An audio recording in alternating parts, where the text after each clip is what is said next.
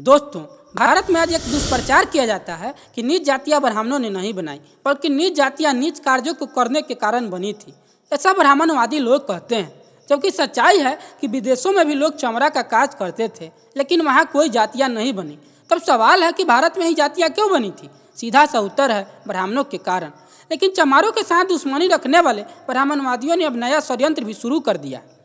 इन लोगों के द्वारा यह अफवाह फैलाया जाता है कि मुसलमानों के आने से पहले भारत में चमड़े को छूना हिंदुओं द्वारा नीच कार्य माना जाता था, इसीलिए कोई भी हिंदू चमड़ा नहीं छूता था।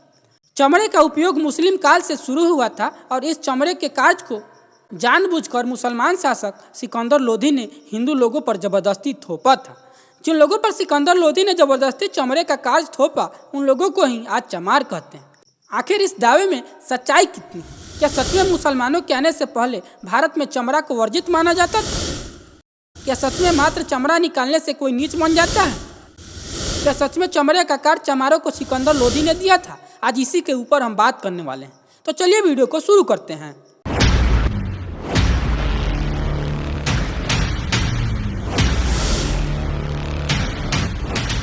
दोस्तों, रामचरितमानस के दोहा नंबर 26 के दूसरे, तीसरे और चौथे चौपाई में तुलसीदास लिखते हैं, सीता परम रुचिर मृग देखा, अंग अंग सुमनोहर बेसा, सुनहु रघुवीर देव कृपाला, यही मृग कर अति सुंदर छाला। अर्थात सीता जी ने उस परम सुंदर मृग को देखा जिसकी अंग अंग की छटा मनोरम थी। वे कहने लगी, हे कृपालु रघुवीर, इस मृग की छाल अर्थात चमड़ा बहुत सुंदर है।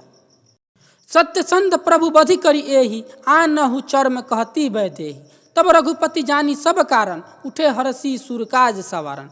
अर्थात सीता जी ने कहा, हे सत्य प्रतिभ प्रभु, इस मृग को मारकर इसका चमड़ा ला दीजिए। तब राम जी कपट को जानते हुए भी धनुष बाण लेकर ईश्वर के कार्य को साकार करने चल दिए। दोस्तों, मेरा उद्देश्य मात्र इतना बताना है कि सोचिए कि सीता जी ने श्री राम से चमड़ा निकाल कर लाने को कहा और राम जी वहाँ राजी भी हो जाते हैं। आप सोचिए कि रामचरितमानस के अनुसार सीता के लिए मृग को मारकर चमड़ा निकालना एक आम बात है, और कोई पागल तो है नहीं कि चमड़ा निकाले और इसका उपयोग भी न करे। अगर चमड़ा निकालने का वर्णन रामायण में है, इसका सीधा सा मतलब है कि लोग उस समय चमड़ा को निकालकर उपयोग में लाते भी होंगे। सवाल है कि किस उपयोग में लाते होंगे।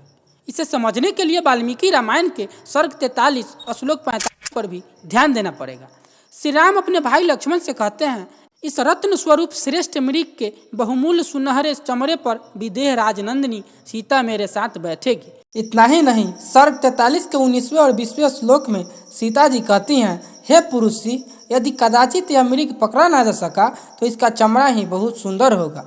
घास फूस की बनी हुई चटाई पर इस मरे हुए मृग के स्वर्णमय चमड़ा को बिछाकर मैं आपके साथ इस पर बैठना चाहती हूँ।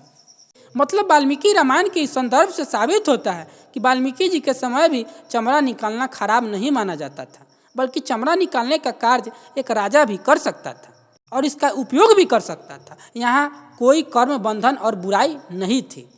अगर ब्राह्मणवादी लोग मानते हैं कि चमड़ा निकालने का कार्य करने के कारण अगर कोई चमार हो जाता है, तो आप यहाँ पर इस संदर्भ के आधार पर चमार किसे कहोगे? इसका उत्तर ब्राह्मणवादी लोग जरूर दें। वाल्मीकि रामायण के और भी श्लोक हैं जो चमड़ा निकालने के संदर्भ को प्रस्तुत करता है।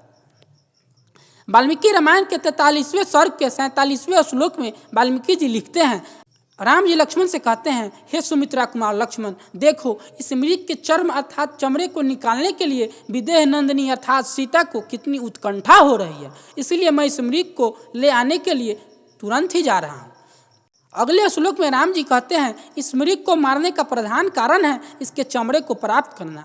आज इसी के कारण यह मृग जीवित नहीं रह पाएगा। लक्ष्मण, तुम आश्रम पर रहकर सीता के साथ सावधान रहना, सावधानी के साथ तब तक इसकी रक्षा करना जब तक कि मैं एक ही बाण से इस चितकबरे मृग को मार न डालूं। मारने के पश्चात इसका चमड़ा लेकर मैं शीघ्र ही लौट आऊँगा। दोस्तों, वाल्मीकि रामायण भी स्पष्ट कहता है, भगवान राम को भी चमड़ा उतारने में कोई दिक्कत नहीं है। वे इस काम को करने में कोई संकोच भी नहीं करते हैं। वे तो इसे नीच काम भी नहीं कहते हैं। लेकिन आज चमड़ा उतारने को इतना हे दृष्टि से क्यों देखा गया है? दोस्तों, इसका एक ही कारण है, ब्राह्मणों का दोहरा चरित्र, जो साबित करता है कि आज जो चमार समुदाय है वो कहीं न कहीं पहले ज्ञान और विज्ञान में ब्राह्मणों से बहुत आगे था, जो ब्राह्मणों की पंडिताई पर भारी पड़ सकता था। चमार जिन्होंने चमड़े से वाद्ययंत्र बनाया, चमड़े का प्रयोग कर जूता चप्पल बनाया। चमार औरतें जिन्हें चमैन कहते हैं, वे प्राचीन समय से ही महिला एवं प्रसूति रोग विशेषज्ञ हुआ करती थी। साथ ही साथ चमार औरतें चाइल्ड हेल्थ की एक्सपर्ट भी हुआ करती थी। नवजात बच्चे को योगा चमार महिलाएं ही कराती थी।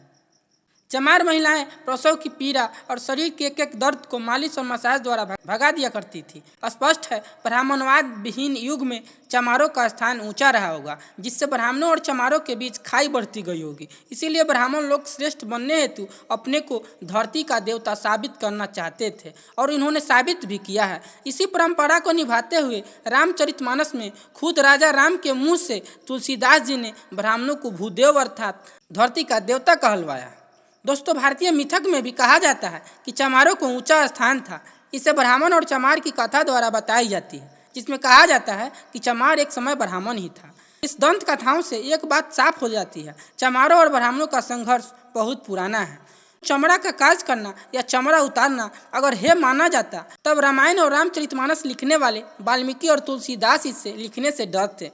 लेकिन सच्चाई यह है कि चमड़ा उतारना हे उसके लिए माना गया है जो ब्राह्मणों के ज्ञान से कहीं ज़्यादा ऊंचा स्थान रखते हैं, जिनका ज्ञान सामाजिक था, प्रैक्टिकल था। यही ज्ञान ब्राह्मणों की दुश्मनी का कारण बना। ब्राह्मणों के इसी दुश्मनी के कारण चमार लोगों की स्थिति खराब हो गई। जो लोग स्वेच्छा से इस कार्य को करते रहे होंगे, ब्राह्मणों ने उन्हें अछूत बनाकर उन्हें जाति वर्ग में फिक्स कर दिया, जिससे वे जन्मजात चमार कहलाएं, और ब्राह्मणों ने इन्हें जानबूझकर नीच घोषित किया। जबकि मुसलमान कसाई जो दिन रात हत्याएं करता है, वो हिंदू समाज के लिए आज भी अछूत है। हिंदू लोग उसके हाथ का काटा हुआ मीट चाव से खाते हैं, पर चमारों के हाथ का पानी भी नहीं पी सकते हैं। दोस्तों, यह चमारों का ब्राह्मणों द्वारा सामाजिक बहिष्कार है, जो ब्राह्मणों ने चमारों से उच्च बनने के लिए किया था। इसका कोई दूसरा कारण नहीं है। दोस्तों, चमारों और ब्राह्मणों का संघर्ष आगे भी चलता रहा। इसलिए सदगुरु संत रविदास जी कहते हैं, रैदास जन्म के कारण होत न कोई नीच, नर को नीच कर डारी है वो छे कर्म की कीच। अर्थात कोई भी जन्म से नीच नहीं होता, बल्कि कार्य को नीचा घोषित करने के कारण ही लोग भी नीच हो गए हैं, और यह काम ब्राह्मणों ने किया है। लेकिन सबसे डिफरेंट चीज़ यहाँ आपने क्या देखा, आज के जो चमार लोग हैं, जो अभी तक चमड़ा उतारते थे, और वे लोग भी जिनका गुणगान ब्राह्मणों ने किया है, वे सभी भी चमड़ा उतारने का काम करते थे। पर इन लोगों में खास अंतर क्या था? दोस्तों, ब्राह्मण जिसका गुण गाते हैं, वे लोग जिंदा पशुओं को मारकर उसका चमड़ा निकालते थे, जबकि आज के चमार जिंदा पशुओं की हत्या नहीं करते थे, बल्कि वे मरे हुए पशुओं का चमड़ा निकालते थे। जब आप रामायण का प्रसंग उठाएंगे तो वहाँ भी जिंदा सुंदर हिरण को मारने की बात की गई है। मनुस्मृति में तो ब्राह्मणों ने हद ही कर दिया है, श्राद्ध में भी गौ कटवाया है। लेकिन आज के चमारों का इतिहास हत्यारा इतिहास नहीं है। चमारों का इतिहास मानवतावादी इतिहास है, और हमें इस पर शर्म नहीं बल्कि गर्व करना चाहिए। इसलिए संत गुरु संत रविदास जी गर्व से अपने को खलास चमार लिखते हैं। सतगुरु यह भी कहते हैं कि रविदास जे अति पवित्र है सोऊ सुदर जान, जो कुकर्मी अशुद्ध जन सो न सुदर मान। अर्थात जो अति पवित्र है उसी को शूद्र मानिए, जो कुकर्मी है अशुद्ध है उसे शूद्र मत कहिए। मतलब स्पष्ट है, ब्राह्मणों ने जिन शूद्रों को नीच माना है, वह शूद्र सतगुरु के लिए नीच नहीं है, बल्कि ऐसा कहने वाले ही नीच हैं।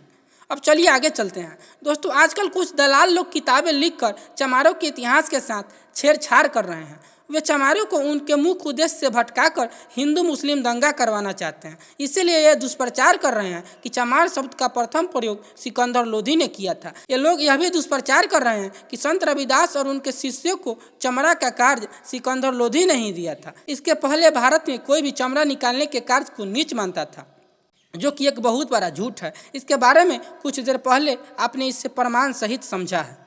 दोस्तों, कहा जाता है कि सिकंदर लोधी संत रविदास जी के शिष्य बन गए थे, इसीलिए उन्होंने तुगलकाबाद में रविदास जी को जमीन दान में दिया था। दोस्तों, संत रविदास जी का आंदोलन ब्राह्मणवाद के विरोध में रहा है, न कि मुसलमानों की कुव्यवस्था के विरोध में। फिर भी सतगुरु संत रविदास जी ने इस्लाम पर भी हमला बोला है। दोस्तों, यह झूठ है कि चमार जाति सिकंदर लोधी के बाद अस्तित्व में आया था, क्योंकि सतगुरु रविदास जी के ज़माने में भी जातियाँ ही जातियाँ भरी पड़ी थी। इसलिए सतगुरु लिखते हैं, जात जात में जात है जस केलन के पात, रविदास मनुष्य न जुड़ सके जब तक जाति न जात। मुसलमानों के आने से पहले ही जातियाँ अस्तित्व में थी, जिसे ब्राह्मणों ने बनाया था और उसके कार्य को आरक्षित किया था, जिससे चमारों की स्थिति और भी खराब हो गई थी। सतगुरु बताते हैं कि वे जिस समाज में पैदा हुए थे वह समाज चमड़ा ढोता था। चमारों की इस स्थिति का जिम्मेदार ब्राह्मण ही है। और भी जातियों की स्थिति इसी तरह खराब थी, क्योंकि ब्राह्मणों ने जातियों का कार्य तो फिक्स कर ही दिया था, कार्य को नीचा और कार्य करने वालों को भी नीच घोषित कर रखा था। ब्राह्मणों द्वारा किए गए सामाजिक बहिष्कार से ही चमारों की स्थिति इस कदर हुई थी। इसका मूल कारण ब्राह्मण ही था।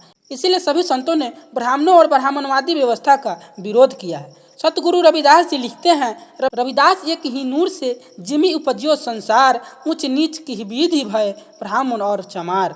संत रविदास जी कहना चाहते हैं कि अगर सबको एक ही विधि से, एक ही चीज से, एक ही जगह से एक जैसा ही जन्म लेता है, तब किस आधार पर कोई ब्राह्मण और कोई चमार हो गया।